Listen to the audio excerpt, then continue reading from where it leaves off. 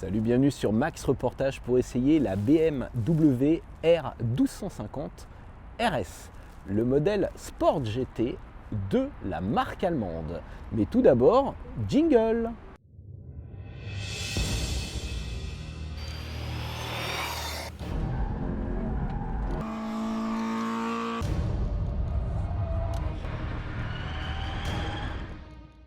La BMW R1250 RS est donc la Sportivo GT qui exploite le fameux bicylindre à plat, le Boxer, qui offre 1254 cm3 de cylindrée pour délivrer 136 chevaux et 143 Nm de couple. Ce moteur est associé à une transmission finale par cardan et une boîte de vitesse à 6 rapports. Côté dimension, cette moto est quand même assez imposante, elle fait 2,19 m de long pour 89 cm de large avec les rétros. Le modèle que nous essayons ici est quasiment toute option, c'est-à-dire qu'il bénéficie de la finition pro qui intègre le pack confort, le pack touring et le pack dynamique. Nous avons donc droit à des suspensions pilotées, que ce soit la fourche inversée à l'avant ou le mono-amortisseur arrière. Au niveau des freins, on est toujours gâté chez BMW, puisqu'on va avoir deux grands disques de 305 mm avec des étriers 4 pistons à l'avant et un disque arrière de 276 mm avec étrier 2 pistons. On bénéficie d'un freinage couplé avant-arrière ainsi que de l'ABS en courbe, ce qu'on appelle l'ABS Pro chez BMW. Et sur cette version, on a même le Shifter Pro qui permet de passer les rapports à la montée et à la descente sans débrayer et même sans lâcher les gaz. Ici, vous voyez la bulle réglable manuellement sur 2 positions. Notre modèle d'essai reçoit le coloris sport facturé 550 €. On notera également la présence d'un sabot moteur facturé 350 €. Ici, le pot Akrapovic à 975 €. Et les valises latérales qui figurent en accessoire. Il faudra compter 920 € pour ces valises latérales qui se ferment avec la clé de contact, qui sont bien finies, mais qui n'acceptent pas de casque intégral malheureusement. Là, vous pouvez voir la selle en 2 parties. Alors la hauteur peut varier selon les accessoires et les options. Ça peut aller de 76 cm à 82 cm. On a même droit à une fonction chauffante, conducteur et passager. Et on peut également modifier la hauteur du guidon pour avoir une position plus ou moins sportive. Donc c'est une moto qui s'adapte à tous les gabarits. Donc je bénéficie d'une clé main libre, ça c'est génial, et d'une instrumentation entièrement numérique, très lisible, même en plein soleil. Le réservoir offre une capacité de 18 litres avec une réserve de 4 litres. Et vous voyez qu'il bénéficie aussi d'une ouverture avec la clé main libre. Ça c'est top. Là vous voyez le support GPS. Ici au niveau des commodos, j'ai le régulateur de vitesse, le réglage des suspensions et l'accès aux différents menus qui se fait comme ceci. Donc l'ergonomie est très bien faite. Là on a le bouton des poignées chauffantes, ici le bouton mode pour changer les modes de conduite, c'est-à-dire le paramétrage de l'injection mais aussi des suspensions pilotées. Là dans le carénage, vous voyez une petite prise USB qui a été installée. Et là vous voyez le bouton SOS en cas d'urgence qu'on espère ne pas utiliser durant cet essai. On s'installe, alors je l'ai mis sur la béquille latérale pour que ce soit plus facile, sinon elle est un petit peu haute. Avec mon mètre 77, je suis très bien installé. Vous voyez, j'ai les pieds qui sont bien à plat. Démarrage. Ouh, ça bouge, on a toujours le couple de renversement du moteur. Alors l'embrayage est lui aussi très doux. Et la boîte, alors pour certains, elle paraîtra ferme. Et moi qui roule en Guzzi V85 TT, autant vous dire que c'est du beurre. Celui qui vient du Honda trouvera ça peut-être un peu dur. Alors là on a un guidon qui est assez, je dirais, étroit. C'est le principe de la Sportivo GT. Mais j'ai pas trop de vibrations, j'ai même quasiment aucune vibration. C'est là qu'on voit qu'on a des balanciers d'équilibrage, etc. Et là vous voyez, pour évoluer dans le parking de chez BMW France, à très faible allure, eh bien... la moto reste maniable, c'est toujours l'avantage du flat. Et là vous voyez en première, je la laisse aller sur le couple, j'ai pas d'à-coup. Comme on a une position un peu sportive, l'angle de braquage est quand même pas aussi favorable que sur une GS. Maintenant ça braque correctement, je dirais, pour ce genre de machine. Et on ressent pas du coup en manœuvre les 243 kg. C'est avec tout plein fait 243 kg. Maintenant voilà, c'est pas une moto légère, mais malgré son poids, bien, vous voyez, elle est quand même assez maniable. Donc là, je me suis mis en Dynamic Pro direct, hein, le mode le plus sportif, on va dire. Donc l'accélération est un petit peu abrupte, je dirais, un petit peu réactif pour évoluer en ville. Après, on peut passer en mode éco, hein, pour que ce soit plus doux au niveau de la réponse de l'accélérateur. Voilà. Et là, j'ai beaucoup moins d'à-coups. Alors là, vous voyez, j'ai un sol très dégradé.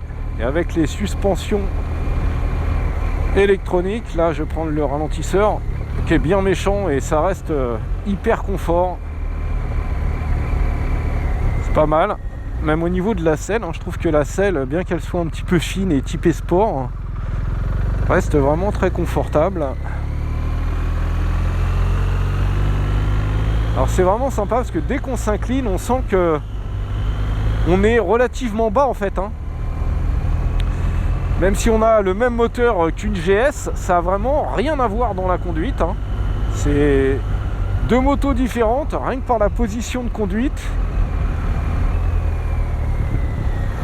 Allez, hop, là je m'arrête. Ah, le point mort, je le trouve très facilement. C'est du beurre la boîte, hein. Moi j'aime bien. Merci.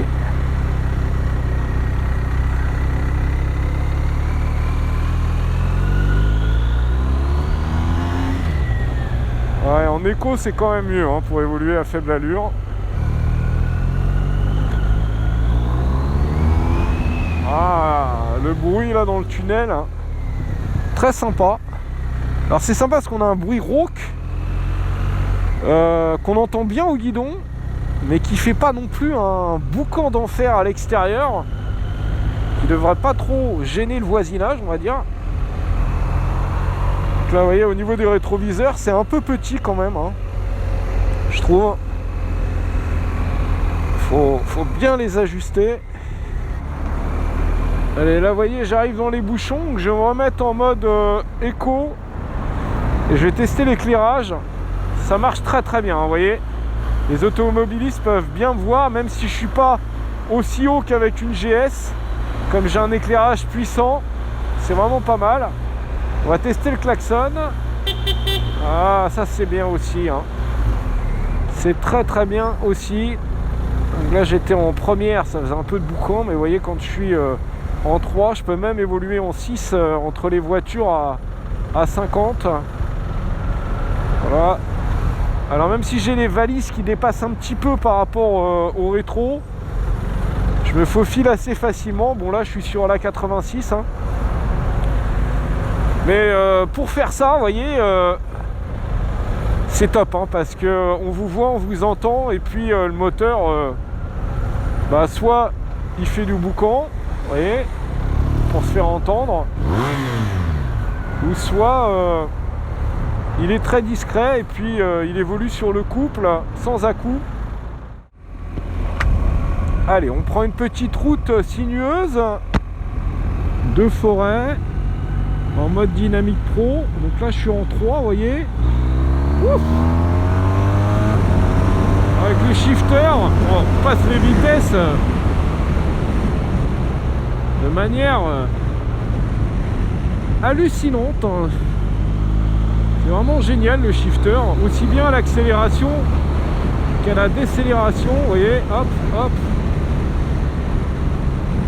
Ça facilite les freinages. Et là, vous voyez, dès la première courbe, même à bon rythme, on sent que la moto est un rail.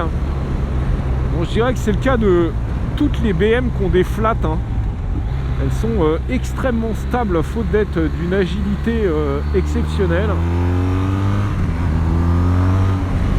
Alors, là, les suspensions sont réglées au plus dur. Maintenant, quelqu'un qui aime, je dirais, le pilotage sportif trouvera ça trop souple. Mais encore une fois, la moto fait pas trop d'oscillation non plus, hein. On a des petits mouvements, mais vraiment quand on bombarde, hein. Mais la moto, encore une fois, privilégie la stabilité et la sécurité. Et là, c'est vraiment le panard, hein. L'autre gros point fort de cette moto, comme toutes les BM encore une fois, c'est le freinage. Là vous voyez, même si c'est dégradé, tac tac, avec l'ABS qui s'enclenche pas trop tôt, beaucoup de mordant, très progressif. C'est le meilleur freinage du marché indiscutablement. Voilà, vous voyez encore là, et je prends que l'avant, hein. Alors on a un répartiteur avant-arrière, et puis on a l'ABS Pro qui va éviter à la moto d'élargir la trajectoire si vous prenez les freins en courbe ou en virage. Ce qu'il y a de super, c'est que le moteur il est toujours plein. Vous voyez, et il prend 9000 tours minute. Donc on a à la fois le côté souple d'une routière et à la fois le côté hargneux d'une sportive. Oh, quel bonheur! Quel bonheur ce moteur!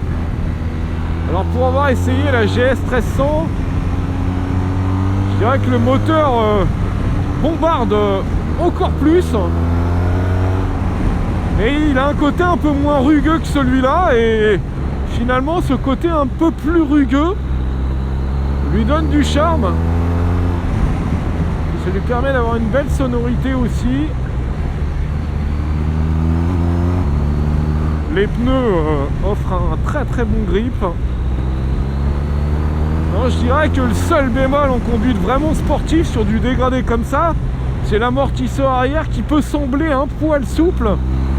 Mais encore une fois, il faut y aller, et puis ça reste une Sportivo GT, hein. On n'est pas sur une machine de circuit non plus. Allez, petit bout de voie rapide. Donc là, pas besoin de descendre une vitesse pour s'insérer, autant vous dire. Ah oui, je suis déjà à 90, je fais ça, hop, ça y est, je suis à 110. Voilà, donc je peux mettre le régulateur de vitesse tout de suite.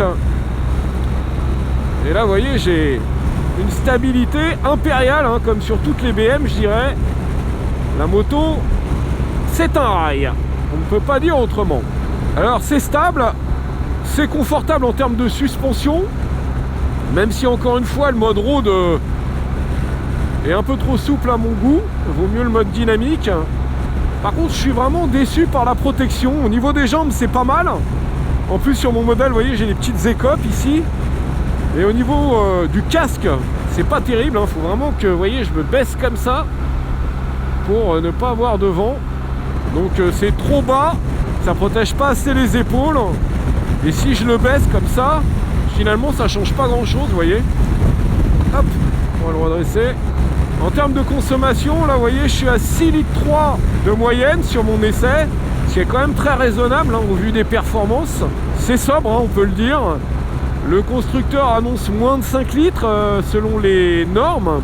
Vous pourrez faire du 5 litres 5 je dirais en roulant sagement en mode éco, 5 litres même. Et ça montera à 7 litres en usage on va dire très dynamique. C'est bien, c'est sobre, ça offre 300 km d'autonomie. Donc c'est ce qu'il faut avec le réservoir de 18 litres. Et nous voici au terme de cet essai. Il est donc temps de parler du tarif qui débute à partir de 16 870 € hors option. Mais ce modèle d'essai, tout équipé avec la finition pro à 3 800 €, les valises, etc. et les petits accessoires, on est à plus de 23 400 €. Donc oui, c'est très cher, c'est toujours cher les BM. Maintenant, ça garde quand même assez la cote. Et il y a peu de RS sur le marché d'occasion, il faut le savoir.